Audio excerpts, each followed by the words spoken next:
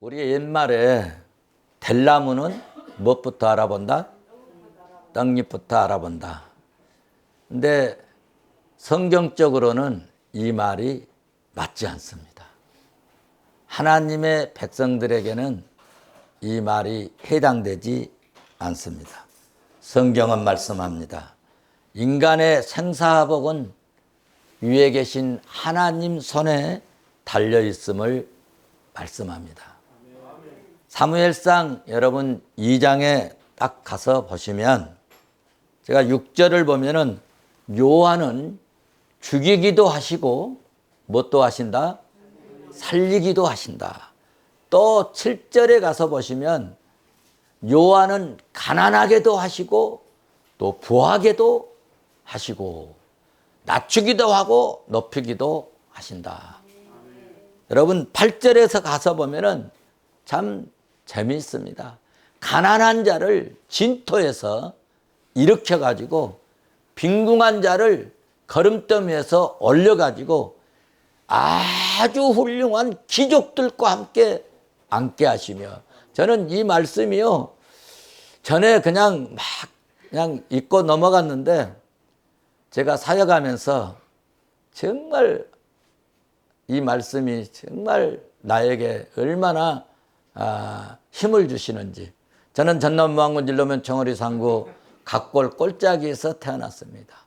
영산강 하류 농부의 아들로 태어났습니다. 가난해가지고요 학교를 못 다녀가지고요 독학도 하고 그랬습니다. 그런데 하나님께서는 청와대에 가서 설교하게 하고 어느 날 이 말씀을 듣고 야 정말 이렇게 촌놈이 이렇게 가난뱅이였는데 이렇게 학벌도 없는 내가 하나님의 은혜로 귀족들과 함께 앉아서 밥을 먹게 하시는구나.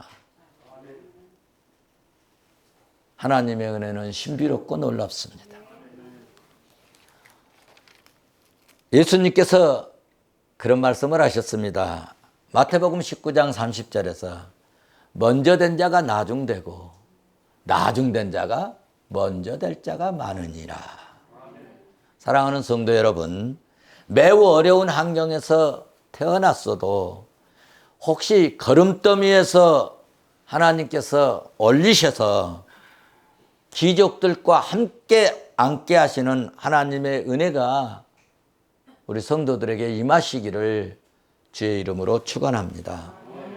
그리고 또 좀 내가 늦게 믿음 생활 했더라도 먼저 된 자가 나중된 자 먼저 되게 하시는 그 하나님의 은혜, 가난한 자가 다시 줄이지 않는 그런 은혜, 이런 은혜들이 오늘 예배드리는 저와 여러분에게 하나님의 축복으로 임하시기를 주의 이름으로 축원합니다.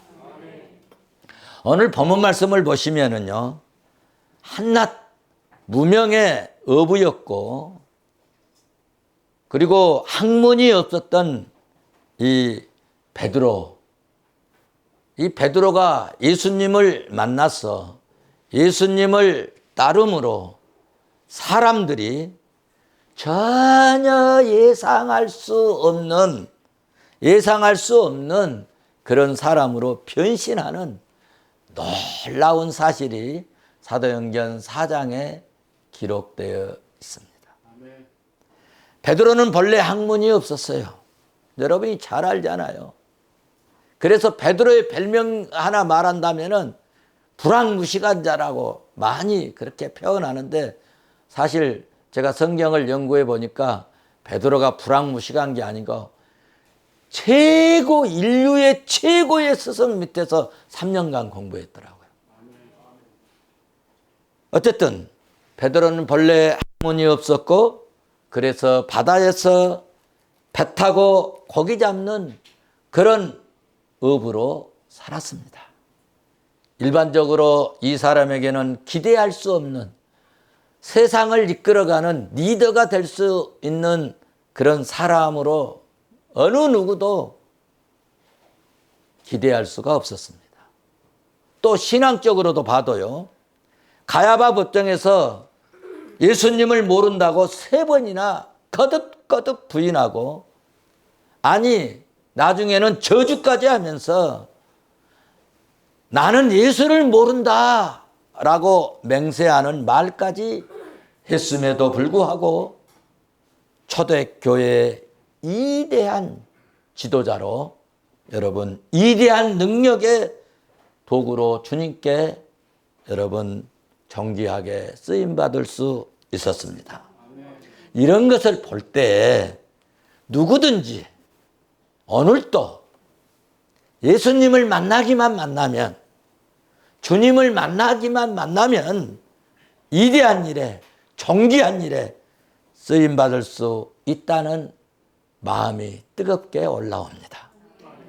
우리도 열악한 환경이나 전에 믿음이 미약했을지라도 오늘 여러분 이 시간에 주님을 인격적으로 만나시고 성령 충만함을 받으시고 주님께 멋지게 한번 쓰임받다가 주님께 부름받는 그런, 하나님께 영광을 돌리다 가는 그런 그리스도인이 되시기를 주의 이름으로 축원합니다.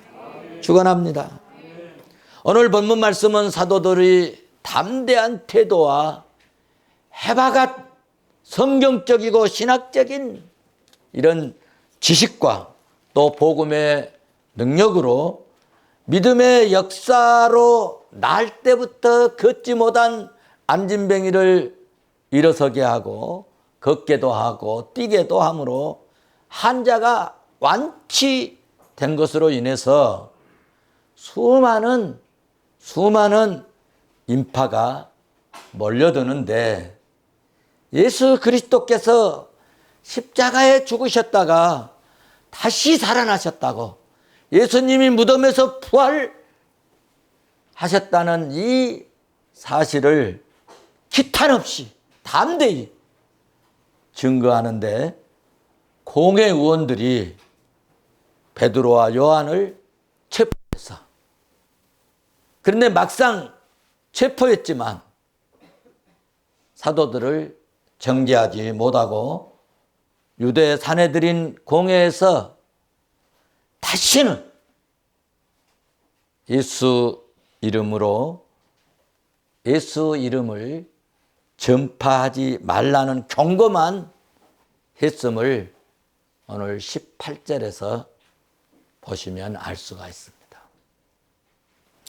여러분, 사도행전 4장에서 유대 법원, 이 사내들인 공회에 체포되어 끌려간 이 베드로와 요한의 모습을 볼 수가 있는데요. 지금 우리 경찰서보다 훨씬 더 무서운 그런 곳에 끌려갔습니다.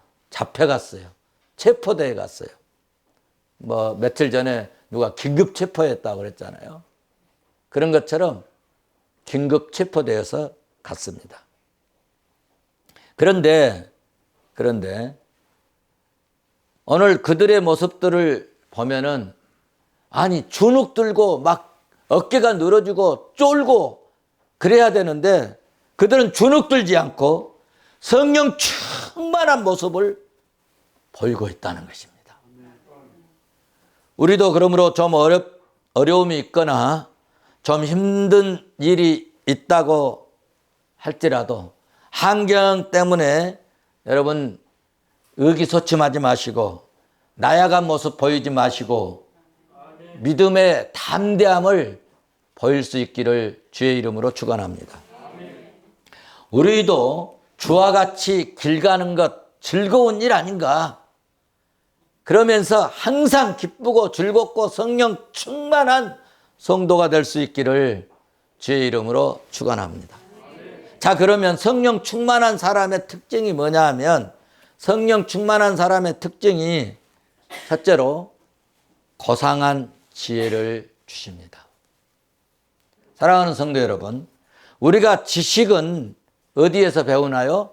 학교에서 배우고 교육을 통해서 습득을 해서 배우지만 이 고상한 지식과 지혜는 배우는 것이 아니라 하늘에 계신 하나님이 주십니다.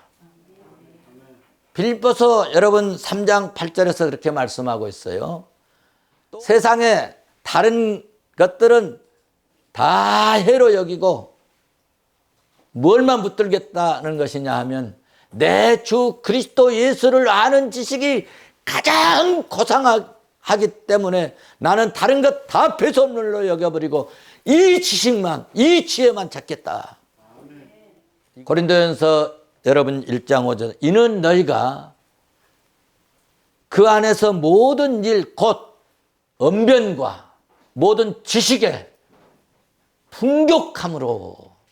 여러분, 주님을 만나고 성령이 역사하면 그 안에 하나님이 은혜를 주셔서 성령 안에서 성령의 역사가, 성령의 능력이, 성령님이 함께 하셔서 언변을, 지식을 풍족하게 해주신다는 것입니다. 할렐루야. 그러므로 시편 19편 7절에서 여호와의 증거는 확실하며 우둔한 자를 뭐하게 만드신다? 지혜롭게 만든다. 그러니까 여러분, 공부 좀 못해도, 학교 좀 못 다녔어도, 여러분 좀 모자란 사람 같아도 정말 예수 잘 믿고 믿음으로 살고 주의 말씀 붙들고 기도하면서 성령 충만하게 예배 잘 드리고 신앙생활 잘하면요, 사람이 지혜로운 사람이 된다는 거예요. 그렇습니다. 고상한 지식이나 신령한 지혜는 위에 계신 하나님이 주십니다. 욥기서 5장 9절에서 말씀합니다. 하나님은 헤아릴 수 없이 큰 일을 행하게 하시며 귀한 일을 셀 수 없이 행하도록 우리에게 역사해 주신다는 거예요. 저 경험도 제가 살아가면서도 예수 믿으면 희한하게 경험도 없고 전에 배우지도 않았는데 희한한 어떤 지식들, 지혜들을 주셔서 어떤 때는요, 전문가, 공사, 이 건설, 이 전문가보다도 아니, 이거 이렇게 한 것이 더 좋겠다고. 목사님 정말 지혜롭게 알려주셔서 감사하다고. 그런 때가 제가 공사, 이 요양원 공사하면서도 한두 번 들은 게 아닙니다. 하나님이 지혜를 주시면 전문가보다 더 뛰어난 영특함을 발휘할 수가 있게 됩니다. 성령 충만한 자에게 하나님은 지혜를 주시고 고상한 지식을 주셔서, 여러분 지혜 없는 사람들은, 성령 충만하지 못한 사람들은 막 지식이 있고 막 뛰어난 재주꾼인데도요, 악한데, 범죄하는데, 불의한데, 그래서 마지막은 큰 집에 파란 지붕에 간다는 거죠. 그런데 예수 믿는 사람들은, 성령 충만한 사람들은 이 하나님이 주신 고상한 지식, 하나님이 주신 지혜로 삶을 아주 슬기롭게 살아간다는 거죠. 사랑하는 성도 여러분, 우리가 그리스도를 알고 믿음으로 사는 지혜가 정말 고상한 지혜자인 것입니다. 예수 믿고 예수를 아는 자체가 그러므로 최고의 지혜입니다. 오늘 본문에서 예수 그리스도를 인격적으로 만나고 성령 충만함을 받은 베드로는 당대의 최고의 석학들, 그들도 반박할 수 없는 아주 고상한 설교를 했다는 것입니다. 사랑하는 우리 성도들은 혹 우리가 배움이 좀 부족하고 좀 학문이 없어도 기도하고 찬양하고 예배하면서 말씀을 아멘 아멘으로 받으셔서 매사에 하나님이 주신 이 고상한 지식과 지혜로운 삶을 사는 그리스도인이 되시기를 주의 이름으로 축원합니다. 축원합니다. 두 번째로 성령 충만함의 특징은 강하고 담대한 마음을 주셔요. 13절 말씀을 봐보십시오. 그들이 베드로와 요한이 담대하게 말함을 보고 그랬잖아요. 성령 충만하니까 성령 충만하지 못할 때는 비겁해 갖고 도망가고 여러분 부인하고 저주하고 숨어버렸잖아요. 그런데 오늘은 잡혀갔어도 성령이 충만하니까 담대하게 주 예수 그리스도를 말했다는 것입니다. 학문이 없어도 좋았습니다. 배움이 없어도 상관이 없어요.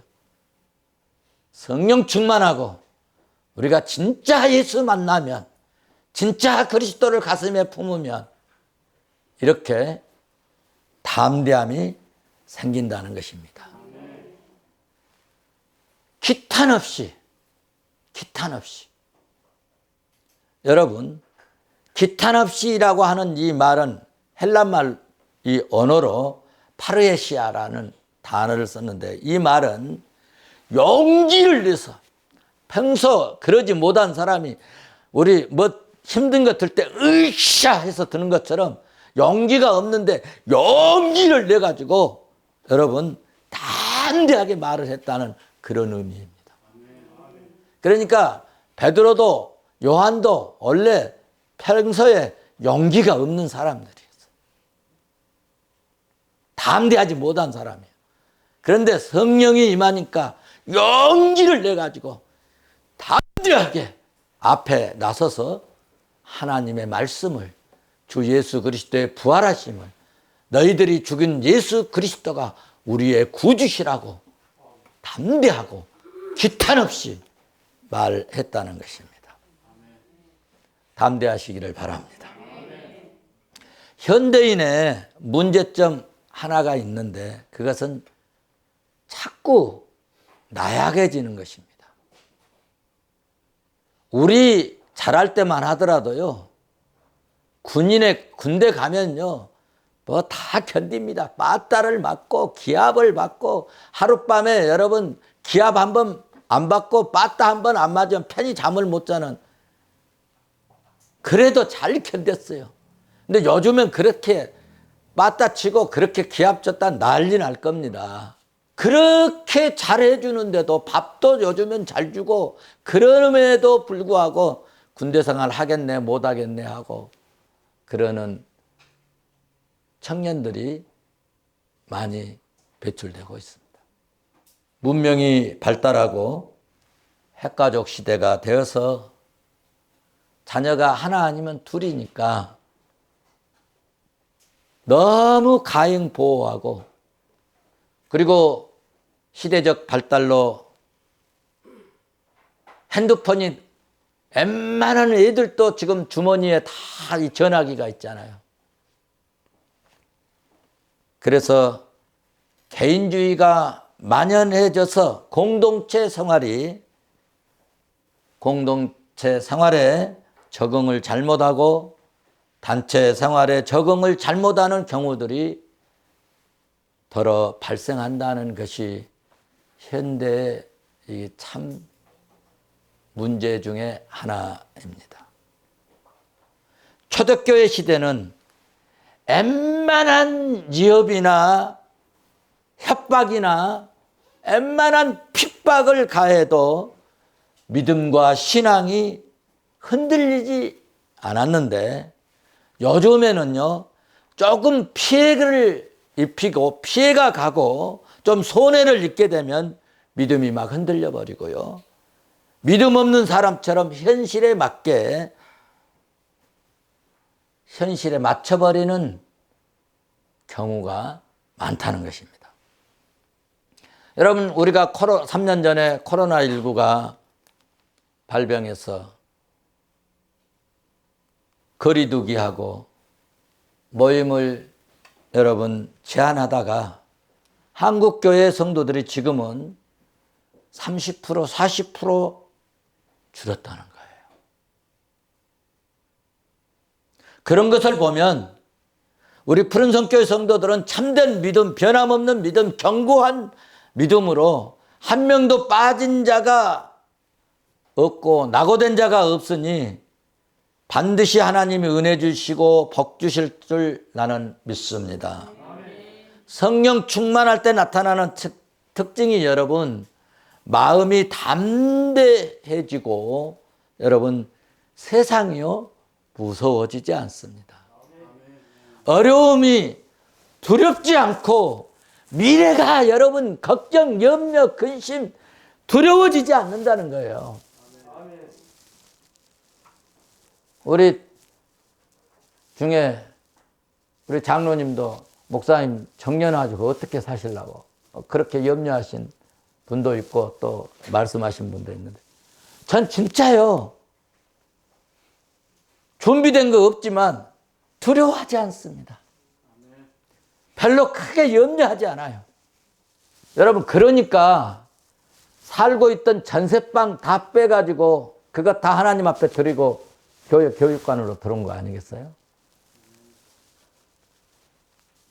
그 결과 내 친구들, 동료 목사님들보다 더 빨리 아파트에서 살게 하시더라고요. 할렐루야죠? 성령 충만하면 여러분 마음이 담대해집니다. 사랑하는 성도 여러분, 우리가 성령으로 충만하면 미래가 염려되지 않습니다. 미래의 두려움이 사라져버립니다. 미래에 여러분 성령이 역사하시면 두려움에 사로잡히지 않고 담대한 마음이 우리 마음속에 생겨나고 담대한 마음을 성령이 주셔서 비굴하지 않게 된다는 말씀입니다. 성령이 역사하시면 여러분 이런 말씀이 우리 마음속에서 생각나게 합니다. 로마서 8장 31절인데요. 로마서 8장 31절에서 그렇게 말씀합니다. 그런즉 이 일에 대하여 우리가 무슨 말하리요? 만일 하나님이 우리를 이해하시면 누가 우리를 대적하리라. 누가 우리를 대적하겠냐? 할렐루야 아멘. 믿습니까? 그래서 저도 여러분 가끔 입버릇처럼 여러분에게 말씀하지 않습니까?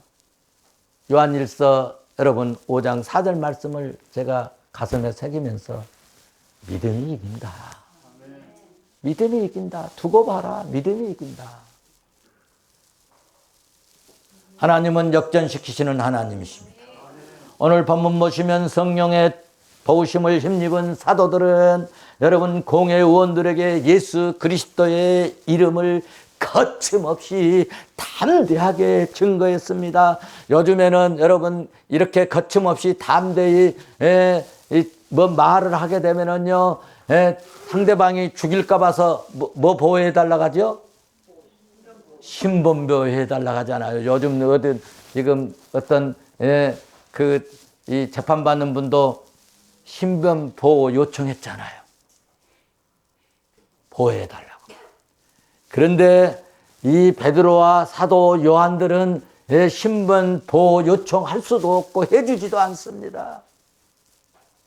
그럼에도 불구하고 이런 말 그때 하면 죽임을 당하거나 사형을 당하거나 여러분 매를 맞거나 참 곤욕을 치를 그런 상황인데도 여러분 담대하게 거침없이 기탄 없이 주 예수 그리스도의 부활을 소개했다는 거 아닙니까?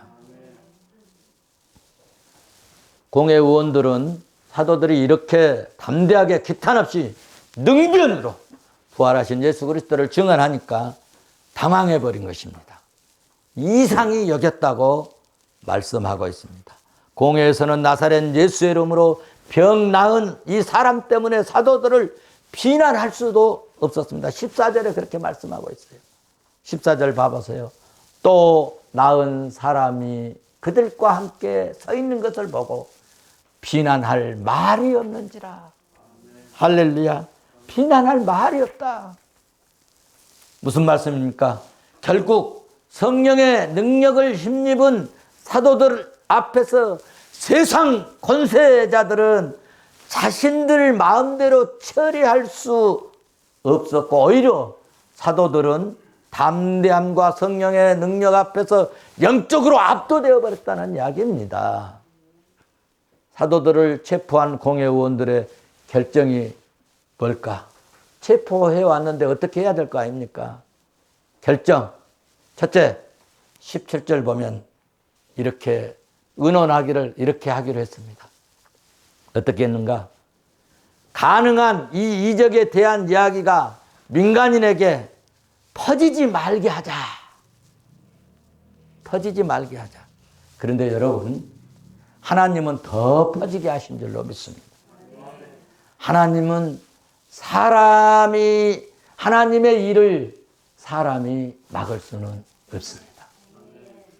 두 번째, 18절에서 말씀하고 있는데 예수 이름으로 말하거나 가르치지 못하게 하자 하고 의논을 하고 그렇게 결정했습니다. 그래서 사도들에게 다시는 예수 이름으로 말하지도 말고 증언하지도 말고 그런 짓 좀 하지 말아라 하고 혼쭐만 냈다는 말입니까? 그런데 사도들은 어떻게 했는가? 20절에 그렇게 말씀하고 있습니다. 20절 보시면 우리는 보고 들은 것을 말하지 않을 수 없습니다.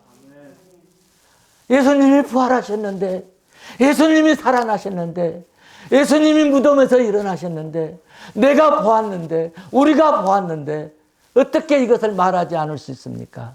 보고 들은 것을 말하지 아니할 수 없다 라고 말하였습니다. 자, 말씀을 정리하고 말씀을 맺겠습니다. 마귀의 특성은요, 막으려고 합니다. 우리 구원을 막으려고 합니다. 마귀의 특성은 예수 그리스도의 복음을 막으려고 합니다. 예수의 소문을 막으려고 합니다. 우리의 사역을 막으려고 합니다. 여러분, 우리가 주의 일을 하려고 이렇게 기도하고 할 때 이것을 반대하고 이것을 가로막는 사람들이 있잖아요. 이거는 마귀 짓입니다. 이거는 마귀의 세력입니다. 이것은 마귀의 역사입니다. 그러므로 이런 일이 있을 때는 우리는 강하고 담대함을 보여야 될 줄로 믿습니다.